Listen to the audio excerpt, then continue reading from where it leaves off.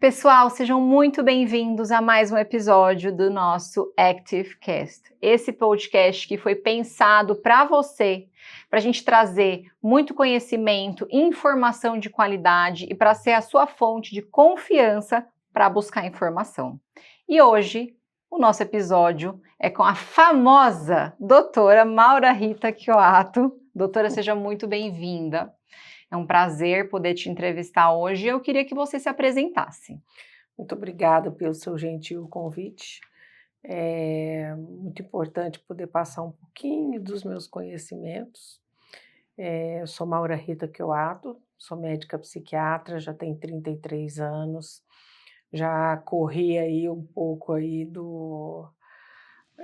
um longo caminho, né? Já passei pela cidade de Araguari, de Tupaciguara, de Altinópolis, em São Paulo. Aqui eu trabalhei no ambulatório de saúde mental, em algumas UAIs, nos CAPs, tenho uma grande experiência de consultório. Hoje eu sou coordenadora das interconsultas psiquiátricas na UTI do UMC, onde a gente atende os casos de agitação psicomotora, tentativas de suicídio, alguns casos de uso de substâncias, além de as comorbidades entre patologias clínicas com quadros psiquiátricos. Então, assim, é uma grande experiência e é um longo caminho. Doutora, pegando aqui um pouco dessa parte que você trouxe, que hoje é um tema muito em alta, a gente tem visto famosos trazendo esse tema à tona, algo que antes tinha muito estigma, ainda tem, mas a gente vê hoje pessoas se abrindo sobre a sua saúde mental. E a gente viu recentemente um humorista, né, o Whindersson Nunes, que ele escolheu estar ali e se internar para cuidar de tudo isso, e você, como uma grande referência para esse tratamento de depressão em homens, uma dúvida, assim, como você cuida desses casos de tentativa de suicídio? Existe um volume grande, existe um alto nível de homens nesse estado? Eu acho que existe, assim, em primeiro lugar, os processos depressivos e ansiosos, estatísticas mostram que eles são mais comuns em mulheres. Em relação aos homens, existe mais o desconhecimento de que aquilo existe. Como dizia um professor meu, a gente cumprimenta quem a gente conhece. Então, os homens, assim, na criação que eles têm, eh, eles acham que tem que suportar tudo. E eles interpretam, às vezes, aquilo que já é o início de uma doença, de uma sobrecarga. A sobrecarga de para quem tem a família, né, a sobrecarga de ser um arrimo de família, ou dos filhos, da esposa, da pressão no trabalho, aquela velha história, eu acho que ainda tem um pouco disso, de que o homem não chora. Então isso impede, né, com que os homens possam buscar essa ajuda. Eles normalmente chegam muito resistentes, normalmente eles chegam acompanhados mesmo de alguém da família, né, da esposa, de uma irmã, que percebe que a pessoa já não está tão bem. E assim, ali na anamnese, na conversa, eles acabam entendendo que eles estão já dentro, com o pezinho já na patologia. E doutora, você por ser essa referência, né, em tratamento de depressão em homens, por que você acha que um homem buscaria esse cuidado com uma médica mulher, ao invés de buscar, por exemplo, na minha cabeça, o que eu pensaria seria, ele buscaria um tratamento com um outro homem. Por que você acha que você se tornou essa referência? A minha experiência é o boca a boca. Porque a forma como eu cuido, e deve ser isso, é o que eu penso, de que alguém foi no meu consultório e se sentiu tão acolhido, de uma forma assim tão tranquila, que é como se fosse um abraço, né? Um abraço maternal, alguma coisa quente, Uhum. aconchegante. Então, acho que a escuta que eu faço, e isso passa de pessoa para pessoa. Então, muitos dos homens que me procuram, eles vêm indicados por outros, outros que passaram lá e desmistificaram, né? E ficaram muito bem. Uhum. Então, eu acho que vem uma coisa aí mais de passar a experiência para os outros. Ótimo. E vamos falar aqui o nosso tema, né, o nosso podcast, a gente traz a parte de suplementação e dentro da medicina ainda é algo não tão falado porque é uma indústria mais que a gente fala de remédio. Para você, existe suplementação dentro da medicina? O suplemento tem lugar dentro da medicina? É óbvio que tem, né? A gente sabe dos nutracêuticos, né? Muitos deles já têm muitos estudos, né? O ômega, né, já está muito bem estudado. É, então, a gente tem alguns estudos contundentes, outros ainda em andamento, mas tudo mostrando que é importante essa suplementação. Porque se a gente for olhar nesse mundo corrido que a gente tem, e a gente falando de nós mesmos, né? O quanto que a gente se alimenta na hora certa, do jeito certo, na quantidade certa, daquilo que a gente deveria ter por dia. Não tem. Eu acho é, pouco provável que alguém faça isso, né? Então, a suplementação ela é importante, eu faço a minha suplementação, existem muitas substâncias que elas são antioxidantes, são anti-inflamatórias, elas ajudam sim, né? Então, eu prescrevo, eu peço muitos exames, eu faço a prescrição de nutracêuticos e acho que eles fazem diferença sim. Então, faz parte, faz parte. Então, E a gente tem, assim, só complementando, que muitos estudos para algumas substâncias, precisando de estudos mais contundentes, mas que já estão encaminhando para mostrar que sim.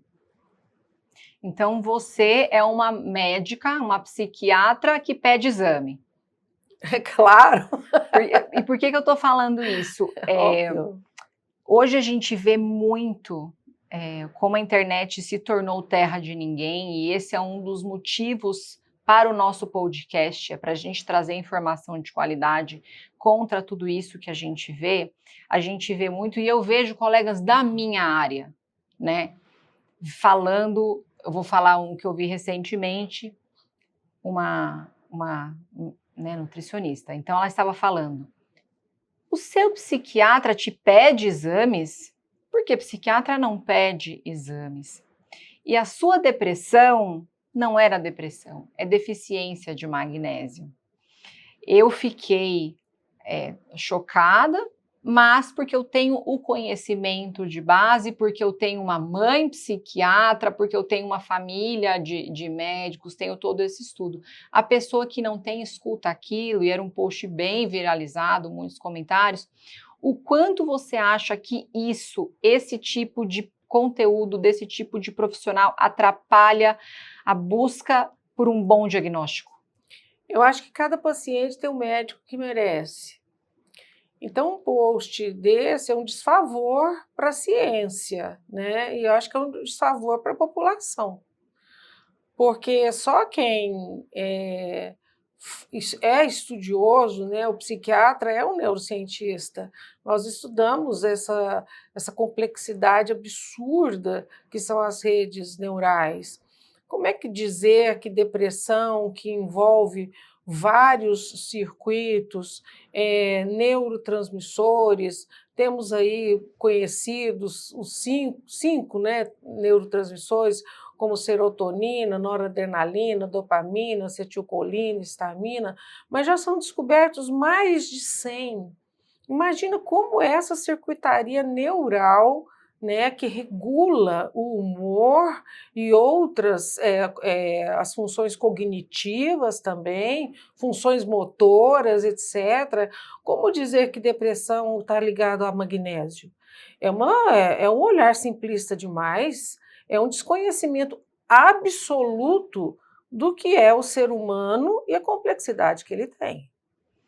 Eu acho importante a gente trazer isso, né, de uma fala de uma profissional com tanta experiência, tão ética, porque nós precisamos conscientizar as pessoas, porque hoje o conteúdo que viraliza é aquele conteúdo sem conteúdo. Então, falando um pouco aqui da parte de suplemento, né, desses suplementos que nós temos aqui.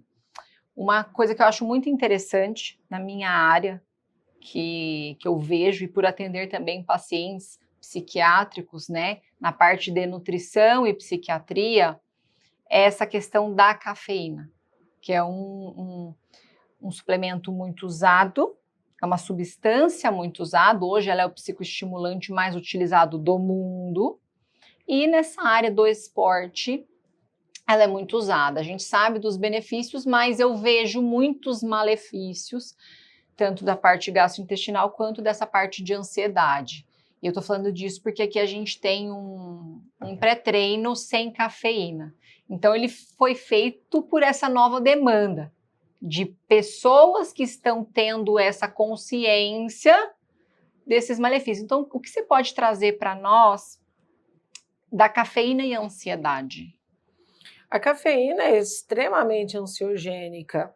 Quando eu vou fazer a minha anamnese, né, é uma anamnese bem aprofundada, eu pergunto, né, sobre o uso de substâncias químicas.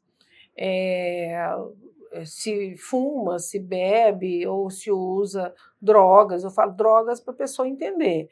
Aí a pessoa, não, drogas não. Eu falo assim, e cafeína? Aí eu acrescento, né? Porque assim, aí eu falo, cafeína é substância psicoativa. E tem pessoas que falam, nossa, esse eu bebo demais, esse eu adoro tomar um café. Aí eu falo, mas aí, e aí, como é que é o seu sono? Pois é, não durmo, doutor, uma dificuldade para pegar no sono, o que será? Aí é claro que eu vou passar toda uma questão de higiene do sono. A gente sabe que a cafeína está ligada em relação à ansiedade, né? A liberação de adrenalina, cortisol, vai ficar uma pessoa com esse eixo HPA todo desregulado o tempo inteiro pelo uso exagerado da cafeína. Então a gente acaba tendo que fazer uma reeducação não só em cafeína, mas, por exemplo, outras substâncias, como os refrigerantes de cola, os energéticos. Eu faço uma pesquisa, porque senão eu vou ter um paciente que a gente já vai começar um jogo fazendo um gol contra, né? Então tem que fazer uma anamnese aprofundada, né? E cafeína está no meio, na investigação. Então, cafeína não é para todo mundo. Eu acho que café de manhã, cafezinho de manhã, até por uma questão cultural que a gente tem do cheirinho do café, que é como se despertasse o nosso cérebro. Ai, acordei, Representação, né? é uma representatividade. Ai, acordei, é hora de levantar. Cheirinho do café, tomar o cafezinho, faz parte, isso é bom, né? Mas não tomar a garrafa, né? Que muita gente faz isso, né? E nem presta atenção, né, no quanto que aquilo está corroborando, né, para o quadro clínico, que às vezes se mostra resistente, mas resistente por maus hábitos também. Uhum. E doutora, essa questão que você trouxe, quando a gente fala então, o cérebro é um órgão, e como um órgão ele pode desandar como qualquer outro, né? Isso é verdade? Então, para que as pessoas entendam que da mesma forma que o coração daquela pessoa pode ter problemas, e a pessoa pode ter que usar um medicamento para o coração dela, ou o fígado, ou os rins, o cérebro ainda existe muito o estigma que a gente luta todos os dias, mas então o cérebro, ele pode desandar? Ele desanda o tempo inteiro, porque nosso organismo, o nosso cérebro, ele reage ao mundo externo o tempo todo, né? Nós temos um eixo, o eixo HPA, hipófise, hipotálamo, adrenal, são as suprarrenais, onde tem a liberação, né, da adrenalina e do cortisol. Então, qualquer coisa que faça com que estimule esse meu eixo, eu vou ter uma resposta um pouco maior, uma liberação maior, né, dessas substâncias ansiogênicas. Então, assim, como dizer que a gente vai passar aqui pela face da Terra sem esse órgão que tem uma complexidade que eu continuo falando, que é o ilustre desconhecido. Quanto mais se estuda, menos a gente sabe sobre a grandeza e a complexidade e a beleza dele. Ele tem uma beleza, como é que pode funcionar tão perfeitamente o nosso cérebro? Ele é encantador e ele desanda o tempo inteiro. Vocês podem ter certeza disso, porque não tem como passar pela face da Terra sem essa máquina tão complexa, ela ficar ali toda como se tivesse um capacete aqui e ela não estivesse vendo nada. Isso simplesmente não existe. Então nós temos que, já passou da hora, né, de desmistificarmos então o uso de medicamentos para tratar algo que é um desbalanço químico, físico de um órgão, assim como qualquer outro. Sim. Então não é que o medicamento é para o doido, é para o não, é para aquele órgão, para que ele funcione bem e muito bem. Que os seus pacientes tenham uma melhora. A gente tem também assim as características dessa desorganização química, características genéticas, né? Muito importantes. Se você vê que tem familiares, histórias familiares significativas, né, de transtornos psiquiátricos. Esses tratamentos a gente já entende que serão tratamentos de longa data, alguns ininterruptos, vão ser para o resto da vida. Outras situações são de algo que aconteceu ali.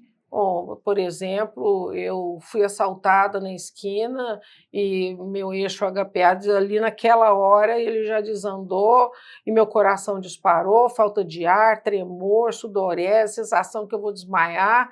E isso é uma resposta para a minha sobrevivência. Ou eu vou enfrentar ali, ou eu vou lutar, ou eu vou fugir. E outra reação também que a gente tem é o freeze. Você congela diante daquilo e você não sabe bem o que fazer com aquilo ali, né? Então, o nosso corpo está reagindo o tempo inteiro, né? E o nosso cérebro. Quem comanda o nosso corpo é o nosso maestro. Não tem como falar desse maestro e o quanto que ele desajustado vai ter uma orquestra toda desafinada, né? A gente sabe que o cérebro, né, enquanto ele dorme, na ação do importantíssimo hormônio melatonina, que ele coordena o sistema imunológico, né? E quantas, agora, né, depois da Covid, quantos vírus nós já temos aí, né, as mutações, como a gente está aí suscetível a ter mais infecções, né? Então a gente precisa dormir para ver se a gente fica menos propenso, né, até a pegar, né, essas infecções, né? E não é só isso, tem muitas doenças autoimunes, né, em que se você não coloca seu paciente para dormir, né, conversar exatamente, a doença não vai embora.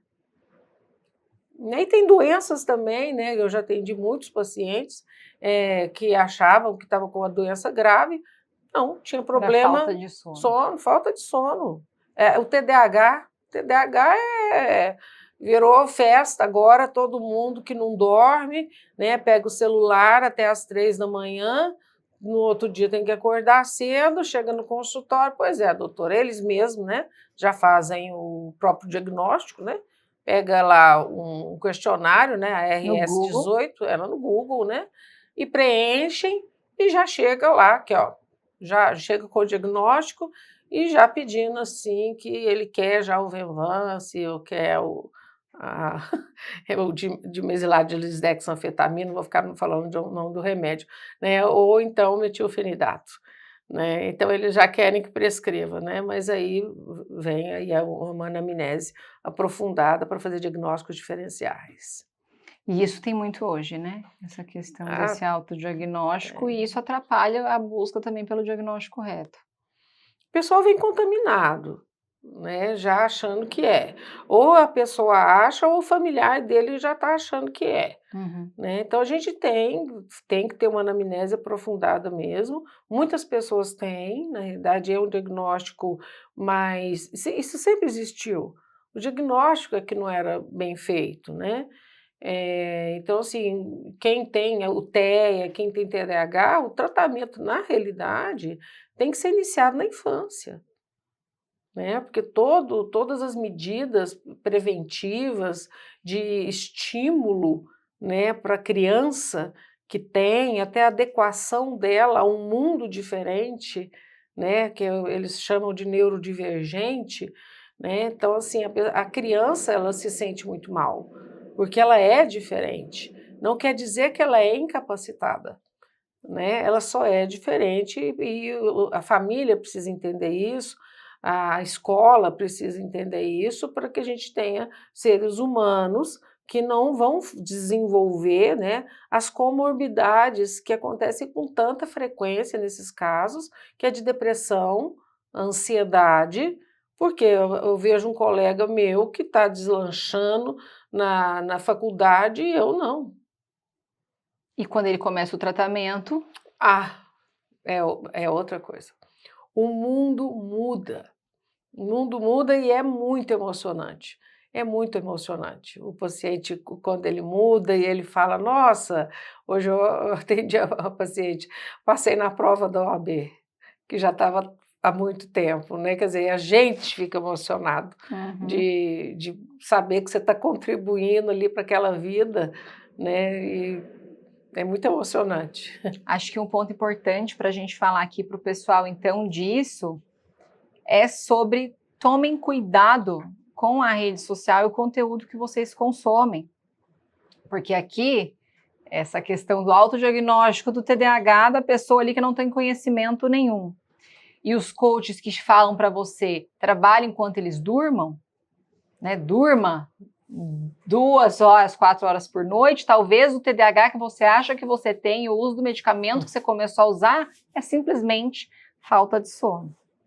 Então, hoje a gente viu até existir aquela questão de é falta de Deus, é falta de fé, e a gente viu a referência, o padre Fábio de Mello agora escancarou, ele trouxe um ato assim muito belo, muito honesto, o tratamento dele, a busca dele por ajuda, o uso de medicamentos, o acompanhamento psiquiátrico, a importância disso, e que não é falta de Deus. Não é falta de Deus. Então, isso a gente também já sabe. Eu acho que tanto essa questão da falta de Deus ou a falta de exercício físico, eu sei que o exercício físico é um santo remédio mesmo, mas eu já atendi pessoas que eram personal e faziam muito exercício. Então, assim, mais uma vez eu vou falar, essa visão simplista É do aquilo, ser, né? Isolado. não existe isso. É sempre um somatório, né? Quem tenta puxar para um lado só mostra uma ignorância gigantesca diante de um ser complexo, né? E quem somos nós, na nossa complexidade, para a gente se avaliar? Como é que eu vou me avaliar? Como é que eu me coloco de fora de quem eu sou? Eu como um objeto, eu objeto observando esse objeto. Que coisa complexa! Sim. Então, assim, não dá para fazer ser uma coisa simplificada e uma ciência ela ser mais efetiva que a outra. Aqui tem que somar mesmo. Doutora, e quando a gente volta assim para essa parte de suplementação, já que você trouxe que você vê na prática clínica, quando associada ao bom tratamento, ao medicamento, à terapia que seja, o uso da medicação. Você falou um pouco de imunidade estar ligada Uhum, ao uhum, dormir bem, ao sono. uhum, A uhum. gente tem uma suplementação de imunidade e a gente tem alguns compostos, como a glutamina, N-acetilcisteína, a cúrcuma Curcumina, associada com pimenta peperina. preta. Uhum. O que que você tem para falar sobre essas suplementações com esses compostos anti-inflamatórios e a saúde do cérebro? Eu acho que assim, ainda bem que tem, porque antes, isso já é muito antigo, né? O pessoal falava, minha avó falava, né? Toma aqui essa colher com açafrão e mel, né? Então, assim, antes era. Isso sempre teve, né? E esses estudos, aquilo que eu falei, né? Os estudos vão se mostrando mais contundentes em relação a isso, e aí a gente pode fazer a utilização, né, dessas substâncias, como a gente fala, suplementando, né? Não quer dizer que o tratamento é a base daquilo, né? Mas a gente sabe hoje que depressão é uma doença inflamatória.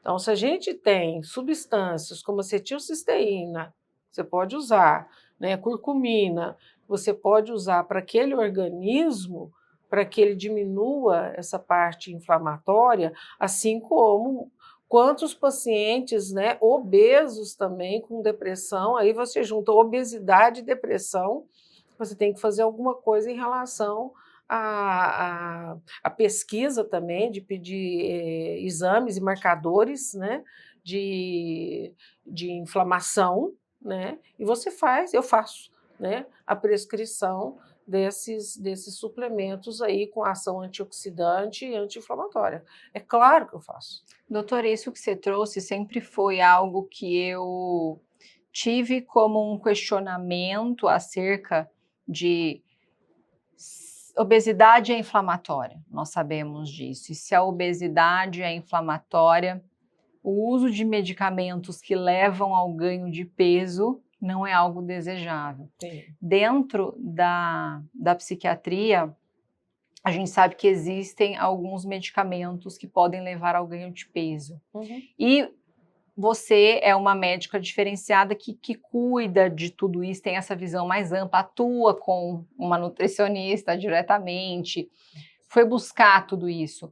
O que você tem para falar? Assim, o que pode ser feito? É um acompanhamento nutricional, ter esse olhar, a pessoa fazer um acompanhamento com o nutricionista e ver, fazer bioimpedância? O que você tem para falar sobre isso?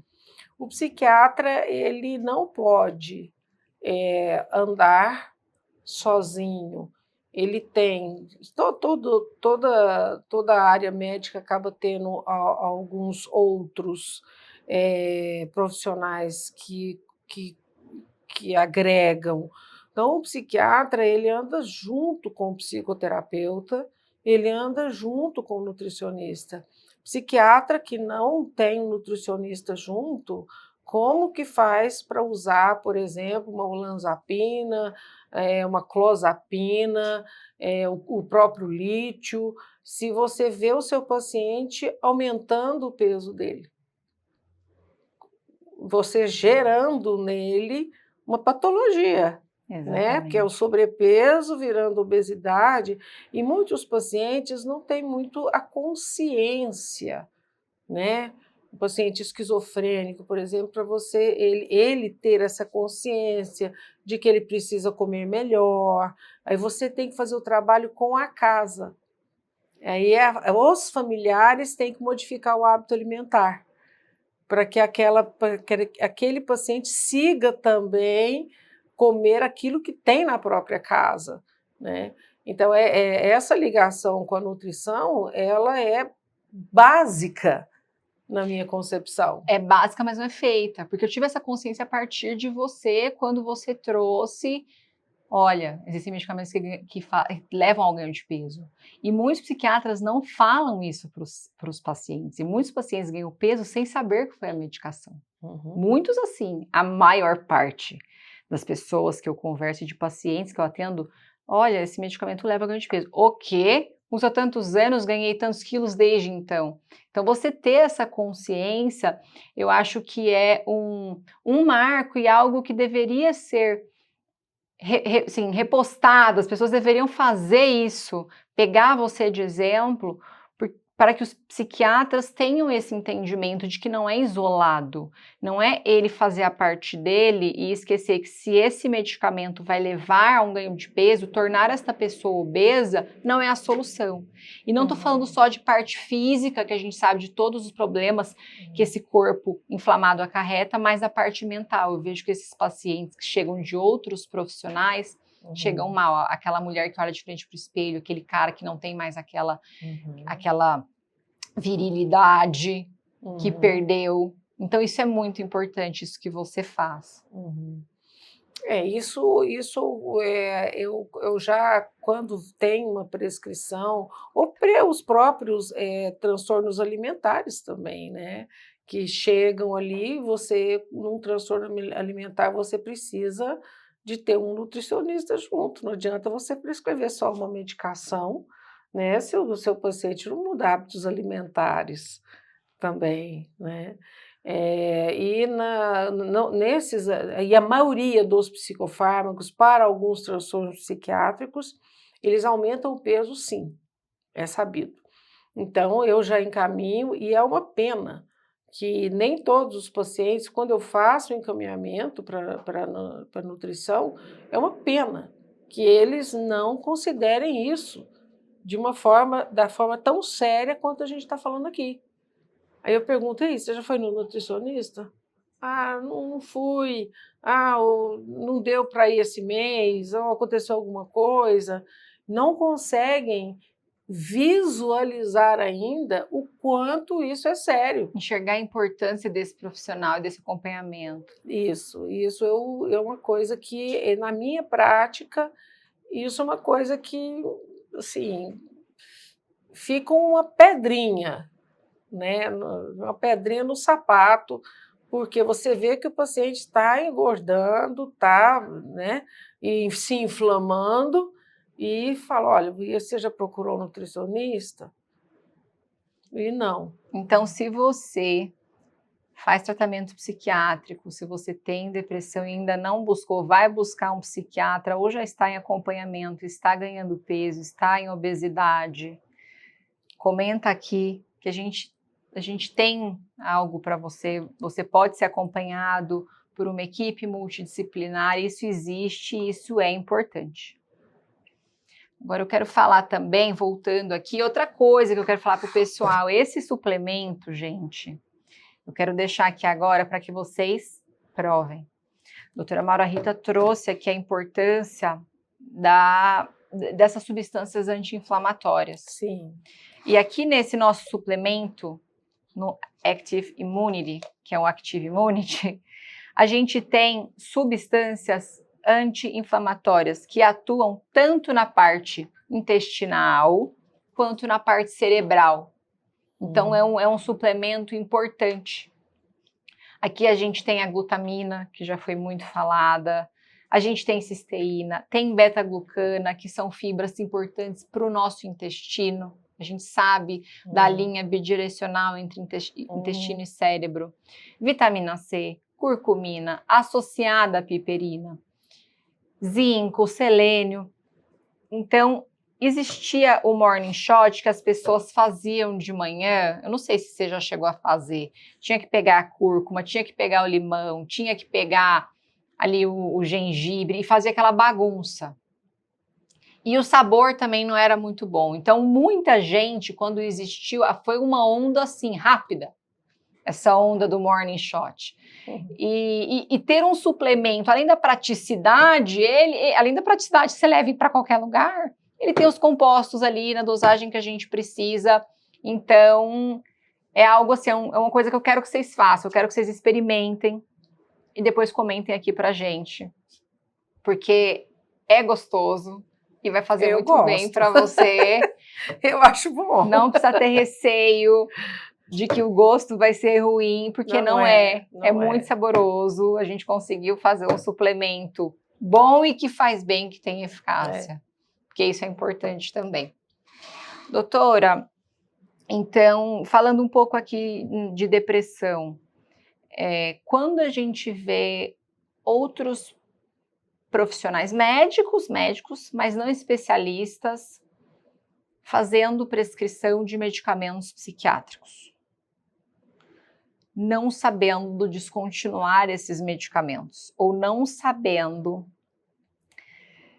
da interação fármaco-fármaco, ou da interação colateral, esse medicamento atrapalha nisso. Vou dar um exemplo aqui.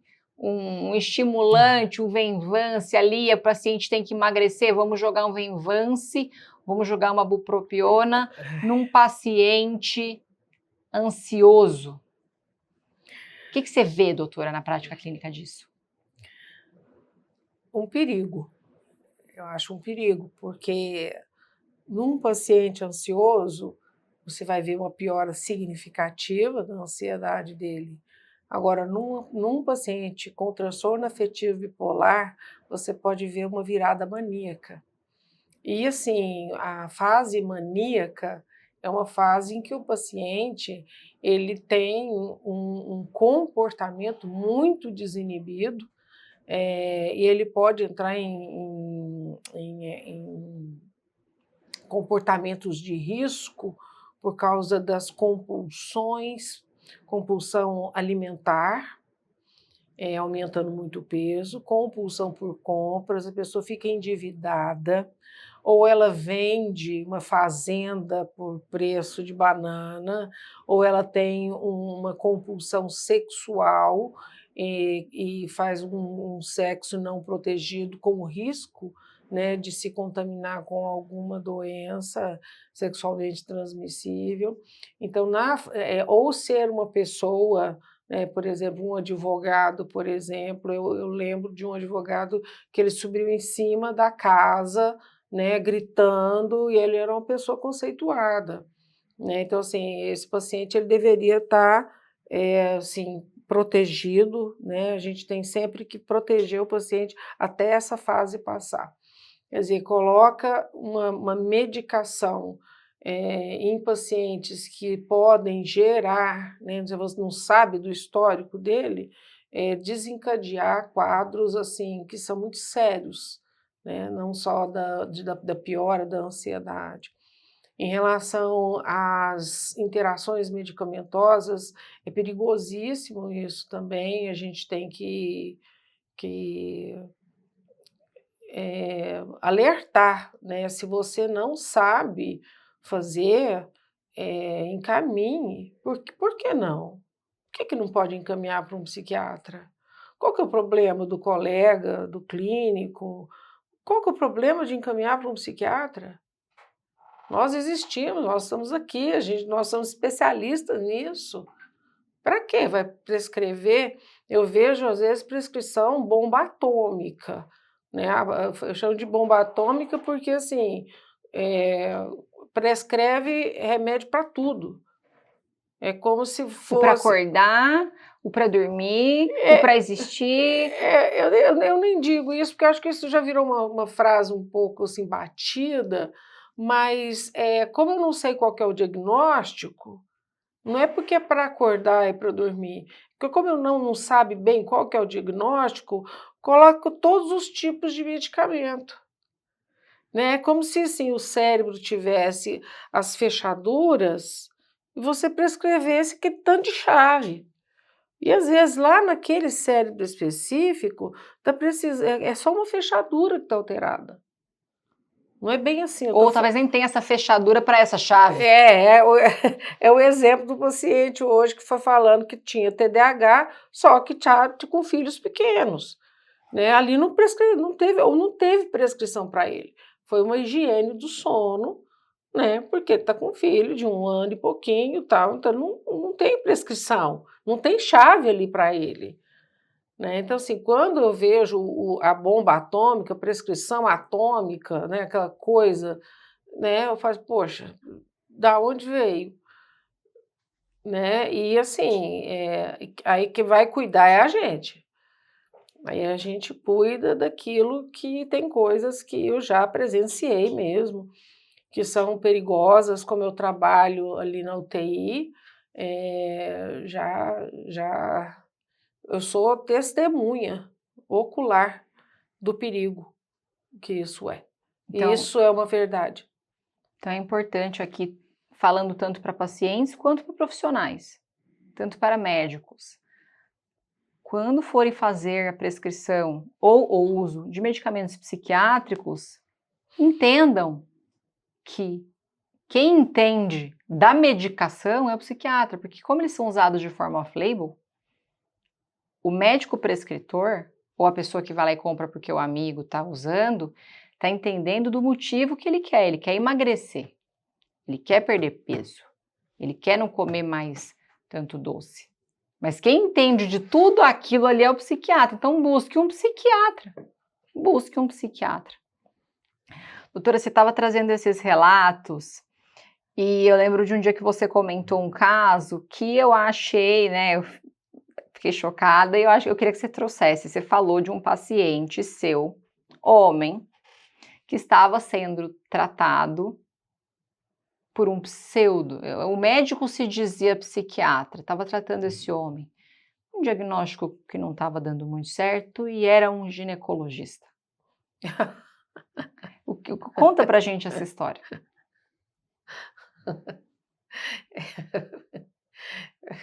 Tô rindo porque é tragicômico, né? A psiquiatria, ela é um ramo da medicina muito séria. Psiquiatria não é pegar um receituário azul para prescrever Rivotril, nem diazepam.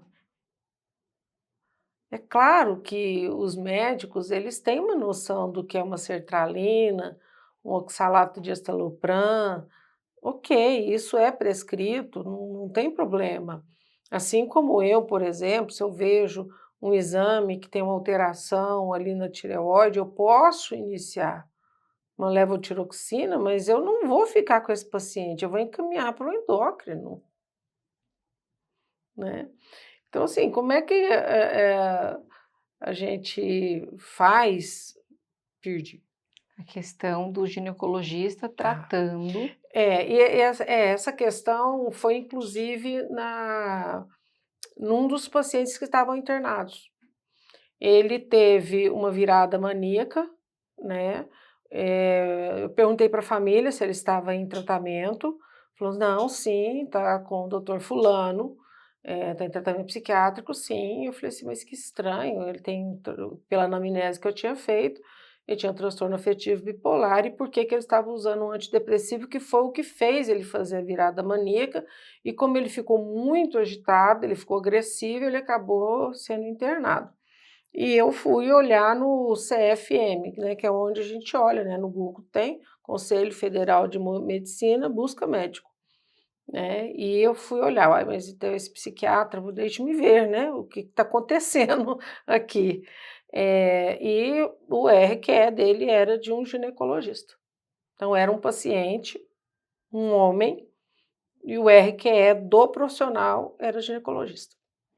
Fica o alerta para vocês que vocês devem, nós todos devemos buscar profissionais capacitados, mas sabermos a fonte de confiança, não só o médico famoso ali do Instagram, porque hoje a gente está vendo assim absurdos de não médicos, e aí são não isso, mas quando é médico não tem especialidade, tá o fim, assim, realmente tá, a coisa tá arrebentou, mas o nosso podcast veio com esse intuito da gente trazer isso para vocês, da gente trazer informação de qualidade.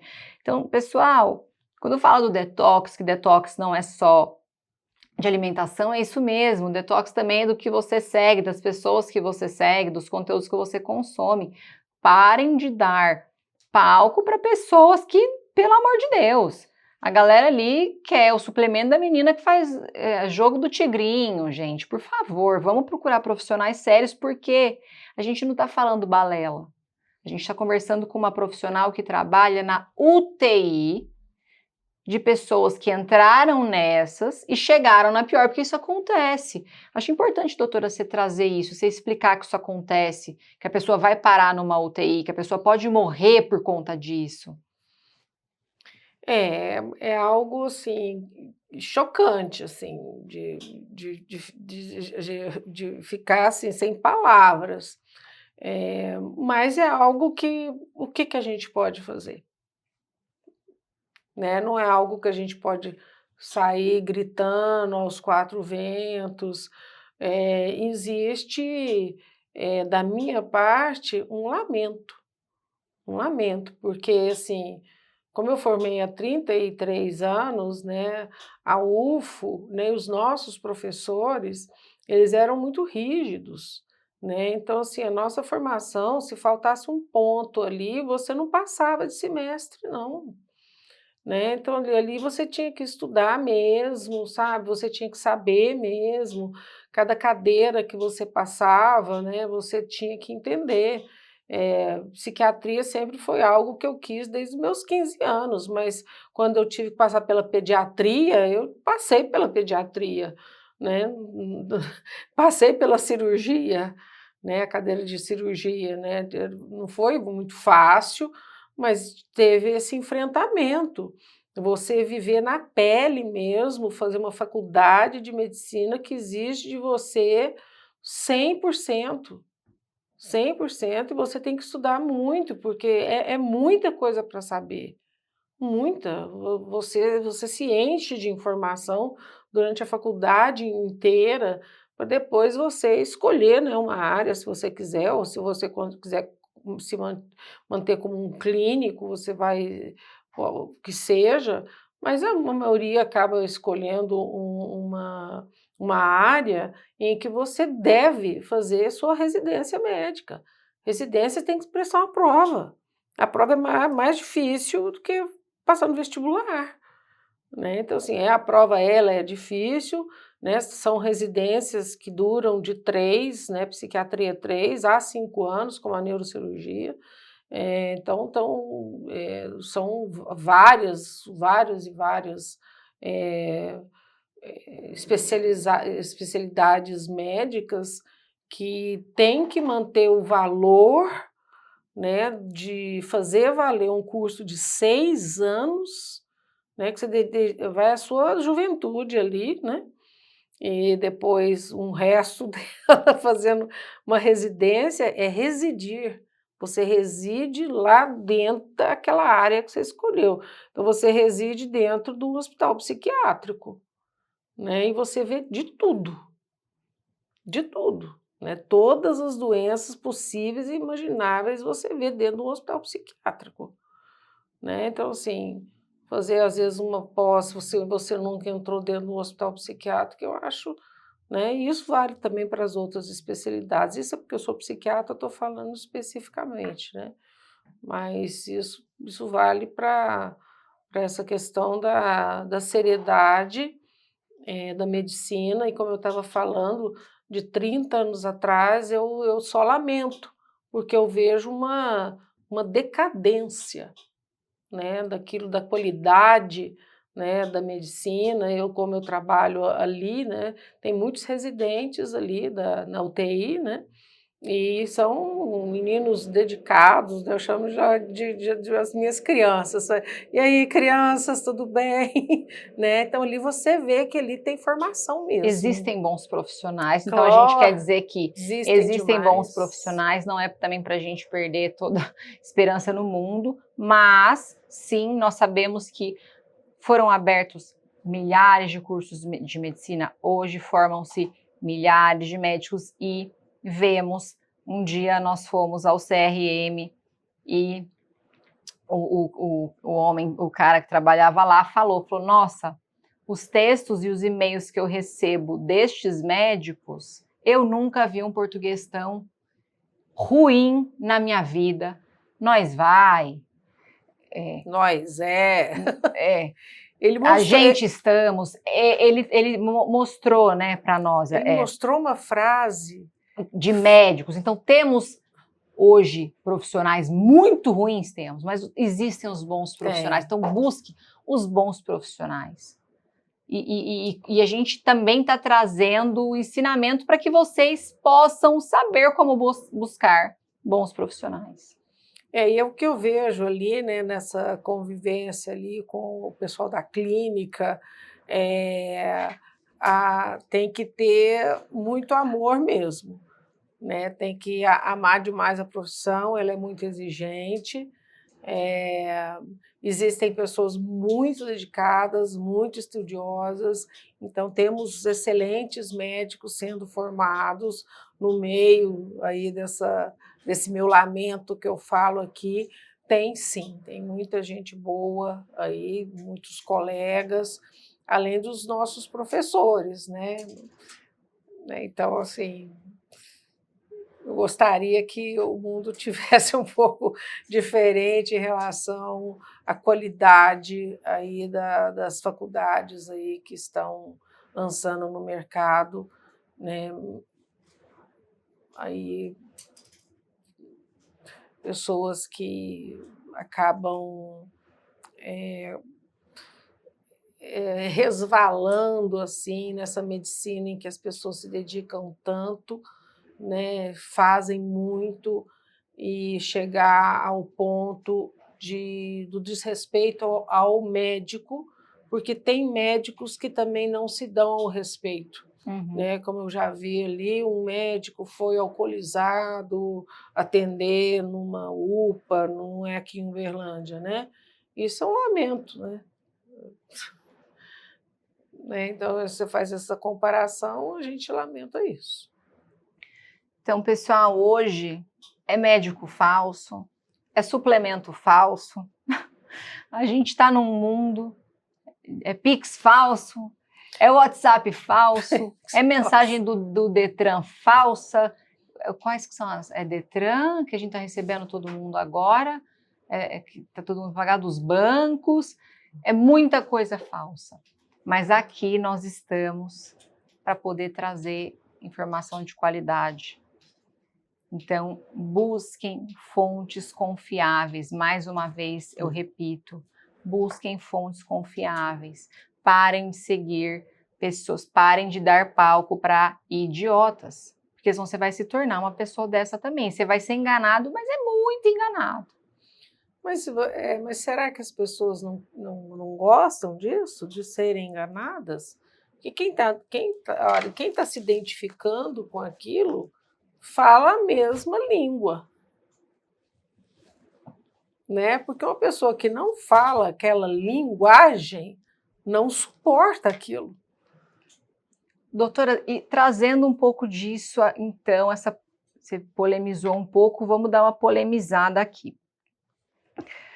Você fez um post, uma sequência de posts de um tempo atrás, você estudou, fez uma pós-graduação em Criminal Profiling, né? Para quem não sabe, perfilamento criminal.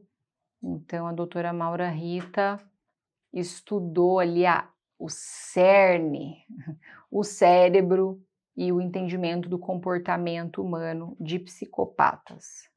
E quando a gente fala psicopatas, a gente também tem os psicopatas de colarinho branco, que se chama, né? São pessoas que estão ali, não necessariamente precisa ter pegado a arma ou a faca.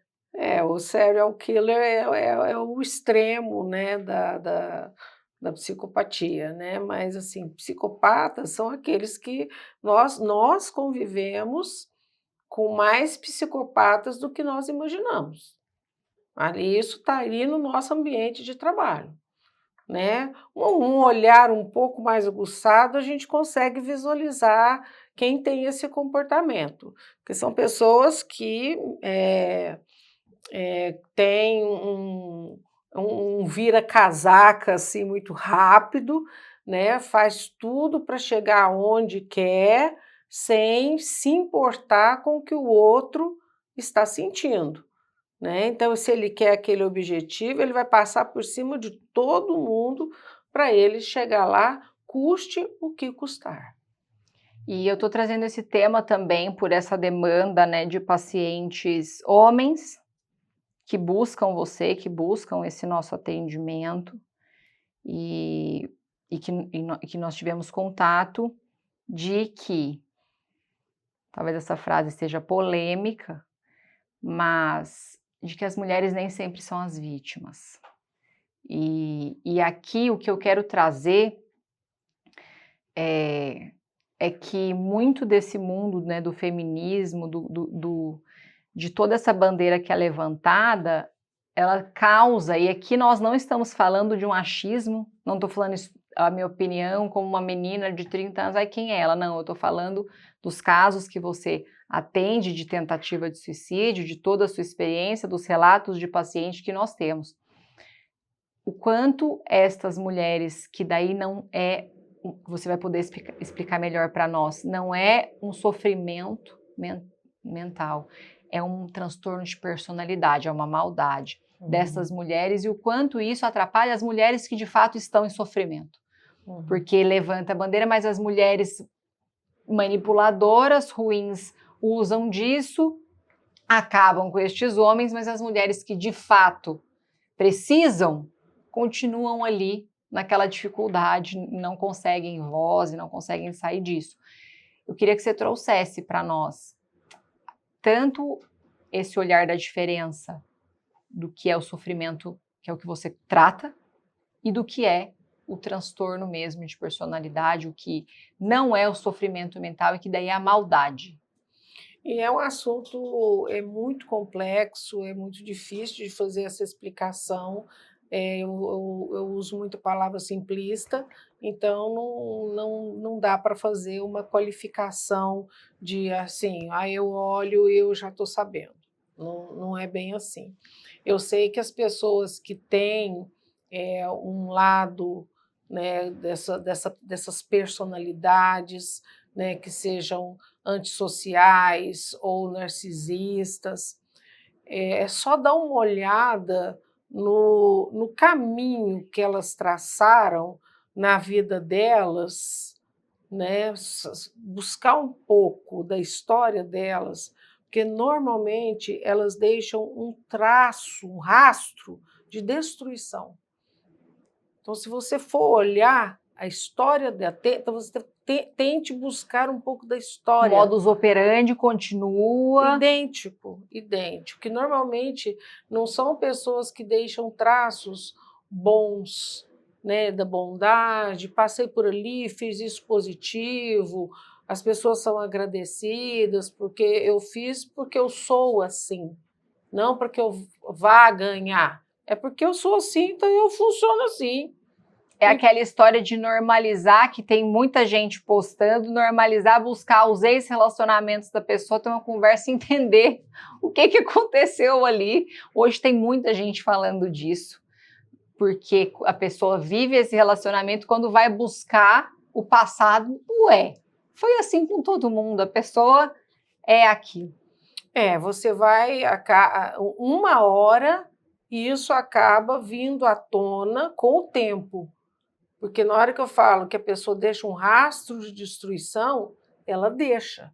Rastro de destruição financeiro, porque ela lesa também pessoas financeiramente, rastros de destruição afetiva. E, assim, existem os desavisados que caem nessa sedução, porque são muito sedutores, até porque como não tem essa emoção, a empatia do que o outro está sentindo, fica muito fácil de manipular. Porque como eu não estou sentindo, eu não tenho empatia, fica fácil de eu fazer daqui, fazer dali, né? E aí o que acaba acontecendo é que eu estou desavisada daquilo, porque como eu não trago isso dentro de mim, eu não sei identificar isso no outro. E aí eu penso que eu sou o problema.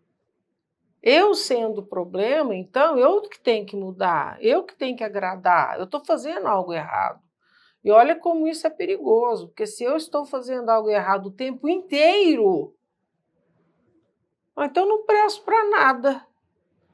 Aí já vem pensamentos negativos. A vida é ruim, não vai dar certo mesmo.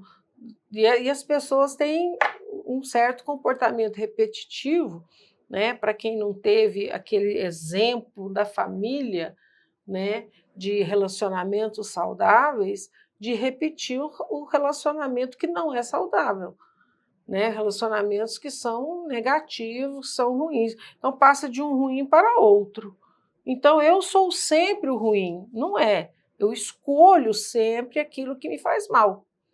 E a pessoa pode entrar num buraco entendendo que ela não tem valor nenhum e às vezes querer terminar com a própria vida diante de uma situação dessa, e que na hora que ela vai fazer terapia, né, ela entende a beleza que ela é, né, o tanto que ela é uma pessoa cheia de coisas positivas, uma pessoa maravilhosa, e aí sim, aí ela começa a fazer escolhas melhores e ela começa, aí é aquele olho de águia, aí você já começa a identificar, aí você passa bem longe de gente parecida com aquela. Aí isso aí é maturidade e querer aprender, porque aí tem que fazer terapia para você se conhecer, se conhecendo e conhecendo melhor o outro. Senão você vai repetir a história. E é muita gente repetindo história. Muita Eu gente dando murro em acho, ponta de faca. eu acho que nós tínhamos que fazer um multirão para a doutora Maura Rita lançar um curso para esses homens, até para mulheres, mas assim, para os homens identificarem essas mulheres, porque a demanda é alta e a gente tem casos não só de pacientes, como de amigos, de colegas, e isso se repetindo. Por quê? Que é o que a gente estava conversando. O homem é físico, a agressão do homem é uma agressão física. Quem está na cadeia são os homens. Quem está ali, a maior parte, são os homens. Quem é para a guerra eram os homens. E realmente os homens, em termos de número, eles são mais maléficos nesse É de força sentido física, do que as né? mulheres fazem mais. Mas o que existe é que essa parcela de mulheres que são tão ruins quanto, elas não usam da força física, elas usam da agressão psicológica, elas usam do abuso psicológico, tanto para levar estes homens à loucura, ao declínio, quanto outras mulheres. Então tem tudo isso, a gente tem que falar disso também, a gente tem que desmistificar isso, trazer isso à tona. Eu quero que fique muito claro que isso não é levantar bandeira em hipótese alguma, até porque eu sou avessa a qualquer coisa que se diz bandeira, levantar bandeira. Eu vejo o ser humano pela face da terra, né? A gente passando aqui e a gente passando aqui para aprender. Então não é se é feminino, masculino, mas o ser humano em si, né? E seres humanos que têm um lado bondoso e dizem, né, que nós temos os dois lados, né? Que são dois lobos, né? O bom e o mal, e que sobrevive aquele que a gente alimenta. Só que tem pessoas que têm um lado realmente maléfico, existem estudos mesmo em relação a cérebros, aí já de serial killers, de assassinos, e existe uma diferença nesses cérebros, né? Mas eu não estou falando disso, né? Não estou falando dessa parte, mas que a gente tem que olhar para o ser humano em si, né? É isso que eu quero deixar marcado aqui, né? A gente está falando de que homens também sofrem, né? Que existem mulheres também que têm todo um desajuste na personalidade, né? Falando que seres humanos são assim, tanto homens quanto Sim. mulheres, e aqui a gente está marcando um pouco mais essa questão dos homens, porque isso é pouco falado. Sim, por né? estarem desassistidos e realmente jamais levantando bandeira, até porque Não nós, mesmo. como mulheres, já sofremos também os tipos de abuso, todas Sim, nós, toda sim, mulher acho que já, sim. de alguma forma, então, mas é para que nós, quando tivermos o poder de fala, que a gente consiga, porque quando Uhum, tem essas outras pessoas nesse lugar, a nossa voz se apaga. uhum. Então, hoje a gente vê muito por conta de tudo isso, os homens, né, eles já vão até estudando tudo, porque tem muita mulher hoje fazendo mal. E os homens, assim, essa coisa do voltando aqui, né, do homem não chora, eh, às vezes eles também a forma de reagir à dor infligida por uma mulher ou com um companheiro ou companheira, né, se voltando contra, né, entrando numa vibe Red pill. o red pill, né, na vibe negativa de tudo, ao invés de ir lá resolver essa situação e vamos deixar, vamos jogar no rio, sabe? Deixa o rio correr, porque o rio corre sozinho. Joga no rio, deixa o rio levar. Não, pega o limão e começa a mastigar aquele limão e aquela situação e aquela pessoa, e fica aquela coisa encalacrada que acaba com a vida de um ser humano. Aí eu estou falando do homem aqui, né? Que ele também não consegue fazer essa superação, né? Porque a mulher, eu vejo a mulher com um jogo de cintura maior, até por causa dessa questão da maternidade, haja jogo de cintura, né, de mulher ser mãe, né, amamentar e trabalhar, e só sendo mulher, né, Sim. só, para a gente entender esse mundo, né? E o mundo do homem ele é bem diferente, né? Os homens falam menos, eles falam mais com os amigos, né? Eles ali quando vão, sei lá, jogar futebol, tal encontro depois, ou andar de bike, ter a turma da bike, etc., né? Eles conversam entre si, né? Então você acaba não, que isso, foi psicólogo, não, você coisa, psiquiatra, coisa para doido. Aí ele fica numa visão muito Fechado. fechada e quadrada. E eu acho que a mensagem aqui é justamente fazer essa abertura, né, de que são seres humanos que precisam de ajuda. Quando a ajuda vem, são outras pessoas. Eles modificam totalmente, ficam mais afetuosos, né, ficam mais carinhosos, conseguem, isso modifica o relacionamento com os filhos, né, com os genitores, né, e com os amigos também, modifica, né? Então, como ser humano, e aqui a gente está falando de homens, né? Os homens precisam se olhar também, se cuidar. Homem chora, porque ele é humano, né? Quando ele nasceu, ele chorou e muito.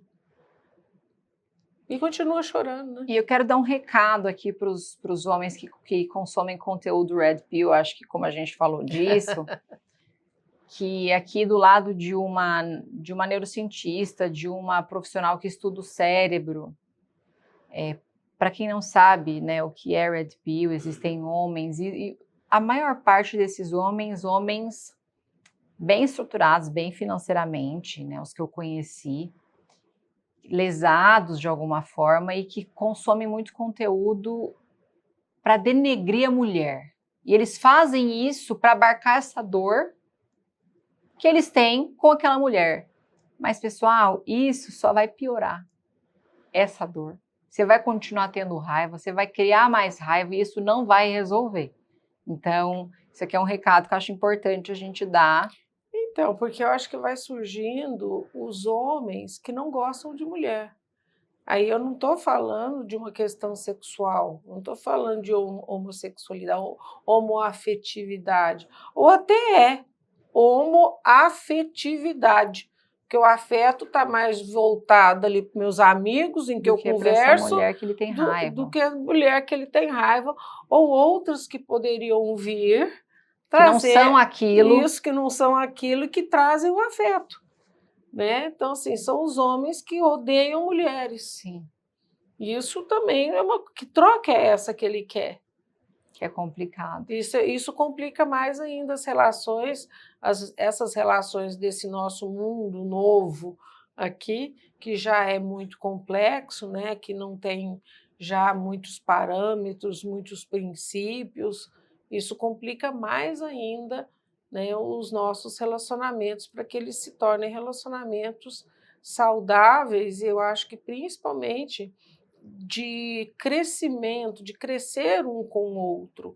Eu aplaudo o outro quando ele fica bem, eu dou o meu colo para o outro quando ele está mal, né? E quando ele mostra também, tem a música do Frejá, né? Que a pessoa, que ele possa se sentir bem quando começar a conhecer os segredos dele, né? Até da gente depois mostrar quem a gente realmente é, porque todo mundo tem os segredos, que todo mundo tem, né? E uma outra pessoa que também tem, né? Poder se mostrar e crescer junto com isso, né? Pessoal, essa questão de psicopatia, de transtorno de personalidade, é um tema que nós podemos, caso vocês gostem, caso vocês queiram, vocês podem deixar nos comentários para que a gente possa falar sobre depois, porque é um tema que, ó, ele se estende muito. E uma coisa que eu acho importante falar é que quando a doutora Maura Rita começou esses estudos nessa área, eu também me aventurei ali, e o que a gente tem hoje de estudos na parte de nutrição, na parte de suplementação, e linkado com essas anormalidades cerebrais, é que, de fato, são cérebros diferentes, sim, existem componentes genéticos e ambientais, o que fala se é de 50% a 50%. Então, o problema é juntar uma pessoa com a predisposição genética no ambiente complicado. E Nocivo, aí, né? exatamente aí, mas a pessoa que tem os genes não necessariamente se tornará, e uma pessoa talvez que não tenha predisposição genética em um ambiente nocivo pode desenvolver questões maléficas negativas. E a gente tem estudos sobre o ômega nessa parte. A gente tem estudos sobre a suplementação de ômega e os efeitos positivos do ômega em psicopatas, pessoas com transtorno de personalidade. Então, quando a gente fala hoje no Brasil, então já é tema, e é tema mais complicado ainda, né? Trazer política, tem coisa que não dá nem para Não. entrar. Não. Mas quem está preso, está ali preso. O que a gente sabe, né, doutora Maurita, é que essas pessoas não vão mudar, deveria continuar ali, não deveria sair da prisão porque ela não vai mudar, ela continua sendo o que ela é. Mas a gente, então, tem a parte do que a gente consegue prevenir, que é a infância. Com certeza. Então, a suplementação de ômega 3 para o cérebro, e o nosso ômega ainda é um ômega que a gente fala que é voltado para a saúde cerebral, na formulação dele.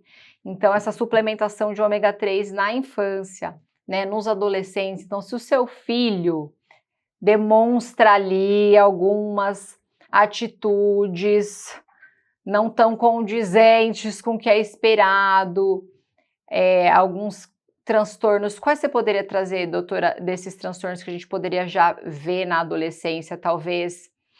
A impulsividade, a irritabilidade, né, fora de controle, o exagero, né, dos impulsos, e a dificuldade, a baixa tolerância à frustração, com Uhum. reações desproporcionais Existem à transtornos reativos, causa. assim, alguns que já são diagnosticados de reatividade? Então, não é a própria hiperreatividade mesmo, Uhum, com impulsividade, aí já se cruza, né, e é aí que entram os especialistas, né, aí se cruza com um monte de outros, diagnósticos, porque em TDAH, por exemplo, um dos traços é a impulsividade, uhum. né, um quadro maníaco nós vamos ter uma heteroagressividade, impulsividade. Né, uma pessoa que não dorme bem, no outro dia ela está extremamente irritada. Ela pode até ter alguns impulsos, né. Existe também os transtornos dos impulsos, que é outra coisa. Então não dá para simplificar. E não simplificando, busque um psiquiatra, mas o que eu quero dizer aqui é que o ômega, se você tem isso, se você conhece, se o seu filho apresenta essas questões comportamentais, nós temos uma boa suplementação com estudos, que depois a gente pode falar sobre esse tema também, que é um tema muito É, e interessante. complexo. Pessoal, então agora que nós estamos finalizando, nós vamos para o nosso quadro A Hora da DR. Mas não é DR de discutir relação, não quero discutir relação com você. É direto e reto. Uau! Você está preparada, doutora Maura Rita? Sempre. Ótimo, então vamos lá. Primeira pergunta. Maior mito da psiquiatria. Antidepressivo causa dependência. Um lembrete para quem tem depressão. Sofrer calado gasta tanto ou mais energia do que se tratar. Essa é boa, fica a dica. Um alerta para os colegas médicos não especialistas que prescrevem medicamentos psiquiátricos. Cuidado com as interações medicamentosas. Psiquiatra é médico de doido? Psiquiatra é um neurocientista, que nós estudamos o ilustre desconhecido, que já não é tão desconhecido assim. Estudamos circuitos neurais, estudamos psicofarmacologia e somos médicos de quem sofre. Medicina em uma palavra para você. Vida. Você tem que estar no pior para procurar ajuda? Jamais. Jamais, jamais. É a questão dos diagnósticos precoces, que não serve só para psiquiatria, mas também, porque uma depressão muito grave pode levar ao suicídio, mas assim, por exemplo, como câncer de mama. Eu tive câncer de mama e estou viva por causa de um diagnóstico precoce. É isso. Foi tranquilo, tá vendo? Foi ótimo. Doutora, Ótimo. quero agradecer a sua presença, quero agradecer todo o conhecimento passado. Vamos continuar nessa de levar conhecimento para as pessoas, né? Quanto mais pessoas a gente puder, nem que seja com um vídeo, com uma palavra ajudar, esse é o nosso intuito. Então é isso, quero te agradecer. Eu que agradeço a presença e me coloco à disposição para outros momentos como esse. Muito obrigada, pessoal. Então é isso. Continuem ligados. Nós vamos ter vários assuntos super interessantes aqui para vocês e deixem nos comentários o que vocês querem ver e quais outras especialidades vocês querem aqui. Muito obrigada.